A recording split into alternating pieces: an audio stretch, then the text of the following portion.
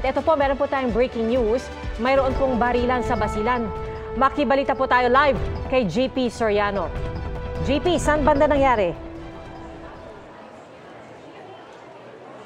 Pia, nasa Zamboanga City tayo pero sa kalapit na probinsyang Basilan, meron pong 3 ang naiulat na patay sa report na galing sa Basilan na Provincial Police. Ito pong mga namatay na ito ay resulta po ng nangyaring enkwentro sa pagitan po ng pulisya at ang pinaghihinala members ng isang political party. Sa ulat nga na natanggap natin, 3 ang patay habang 2 ang sugatan sa palitan ng putok ng armadong lalaki, pati na ang convoy ng mayoralty aspirant na si Jamar Mansul sa karagatan ng barangay Sangbay Big sa munisipyo ng Haji Motamad, Basilan, pasado 1:00 na madaling araw kanina, Pia. Sa report ng Basilan Police o Basilan Police Provincial Office, habang ginagawa ang maritime patrol ng mga pulisya sa lugar, nakita raw ng mga pulis ang isang motorized pump boat, sakay ang 8 tao, pinahinto sila pero di umano lalong tumakbo at pinutukan ng mga pulis, kaya nagkaroon nga ng palitan ng putok na nauwi nga sa pagkapatay ng 3 lalaki at pagkasugat ng 2 katao. Wala pong casualty na iulat sa panig ng mga pulis. Ayon sa Basilan Police, itinanggi po ng asawa ni mayoralty aspirant Jamar Mansul na si Hana na may dalang baril ang grupo ng kanyang asawa dahil pumunta lamang sila sa isla para raw bumoto ngayong araw ng eleksyon. Mga kamag-anak daw niya ang mga watcher na namatay sa insidente ng pamamaril at ayon nga po kay Hana Mansul, paniwala nila ambush daw ang ginawa sa kanila mula sa ibang armadong grupo at hindi sa mga pulis. Nakaligtas naman si mayoralty aspirant Jamar Mansul at nasa kanyang bahay na sa barangay Sangbay Big, Haji Motamad Municipality. At mula nga po rito sa Zamboanga City, ako po si JP Soriano ng GMA Integrated News. Dapat totoo para sa eleksyon 2025. JP, so alam na ba natin kung paano yung naging paghihigpit sa seguridad dyan sa Basilan pagkatapos ng insidenteng ito? Alam mo, Pia, mga kapuso, hindi kasi ito yung unang kaso ng barilan. Kahapon meron pong isang guro na binaril na member po ng Electoral Board. Siya po ay nakaligtas. At meron din pong, bago po niyan, meron din pong isang kaso ng pamamaril na nagsuta ng pagkamatay ng 4 na katao mula rin sa magkalabang partido. Kaya po nag-beef up o dinoble ng Western Mindanao Command ang kanilang pagbabantay sa lugar. Bagamat wala pa naman pong naiulat na itinigil ang botohan, pero binabantayan po nila na maigi yung mga Electoral Board, yung mga guro at yung mga pagbabantay sa lugar. Na meron din pong nakamonitor dyan na 24 oras yung Western Mindanao Command mula rito sa Zamboanga City at may mga task force po sila doon sa Basilan na nagbabantay po dyan sa lugar na yan para nga po hindi na maulit at mabantayan po ang sitwasyon na ito. Pia. Alright, maraming salamat, JP Soriano. Balikan natin ang barilan na naganap sa Silay sa Negros Occidental.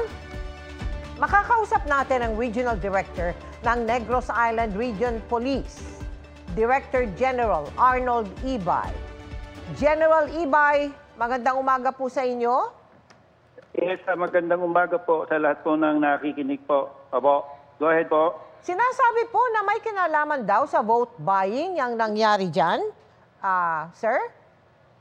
Yes, may nangyari po kaninang shooting incident dito sa may barangay Mambulak sa may Silay City sa Negros Oriental, kung saan ito pong suspect natin ay na isang barangay chairman ay pinaputukan po yung mga tao dito po sa may harapan ng kanilang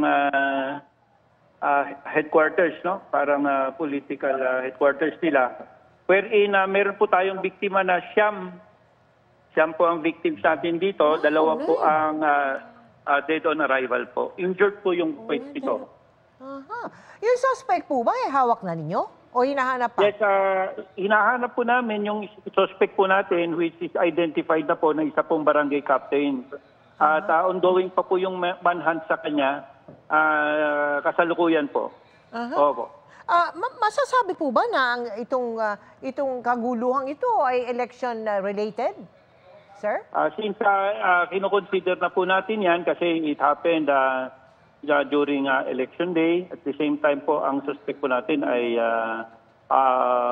isang barangay captain, At Pero yung mismong motibo po ay iniimbestigahan po natin. Iniimbestigahan pa po namin. So wala pa po akong exact details, ma'am, na maibigay po sa inyo. All we have now is meron po tayong na tinamaan na siyam wherein yung dalawa po ay namatay po, dead on arrival. At yung isa pong suspect ay na-identify na po natin na isa pong barangay captain. Opo. Kamusta naman po yung proseso ng pagbobotahan? Sir, naka-apekto ba yan? So far, ongoing naman po sa buong Negros Island region. Tuloy-tuloy naman po ang botohan. Ito lang po yung insidente na iniimbestigahan po namin. So far, wala pong ibang mga major incidents all over Negros Island region, including Siquijor. At nakatutok po kami ngayon sa pag-manhunt, pag-aresto po dito sa suspect po natin na si Barangay Captain at ang kanyang mga accomplices po. Maraming salamat po sa inyo, Regional Director General Arnold Ibay. Maraming salamat din po sa pagkakataon na magpaliwanag. Magandang umaga po. Good morning. Samantala, may botohan din po sa Talisay City Jail dyan sa Cebu. Makibalita tayo live mula kay Fe Marie Dumabok ng GMA Regional TV. Fe? Yes, Ivan, pasado alas 6 kaninang umaga, nagsimula na sa pagboto ang 793 na mga persons deprived of liberty dito sa Talisay City, Cebu Bay GMP. 695 dito ang male PDL at 98 naman ang mga female PDL. Alas 5 pa lang kaninang umaga, kinuha na ang mga gagamiting balota galing sa 10 iba't ibang clustered precinct ng Talisay City. Nakahanda naman ang mga Special Electoral Board o EBIS dito sa loob ng Talisay City Bay GMP facility. Ang visiting place at ilan sa mga detention cells ang nagsilbing special polling place ng mga PDL. Dito sa Talisay City Bay GMP facility ang isa sa mga may maraming PDL na makapag-vote sa probinsya ng Cebu. Abot sa mahigit 3,000 PDL sa Cebu Province ang pwedeng makapagboto. Ayon kay Jail Superintendent Richard Tulabing, ang warden ng jail BGMP male dormitory na hinikayat nila ang mga botante na makapagrehistro o ang mga PDL na makapagrehistro at makaboto dahil karapatan din nila bilang Pilipino. Nagpapasalamat naman ang mga PDL na binigyan sila ng pagkakataon na makapagboto kahit na sila ay nasa piitan. Ayon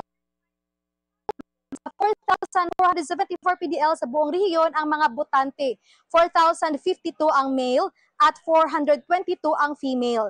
Naka-red alert na Talisay City BGMP simula pa lang alas 4 kaninang madaling araw.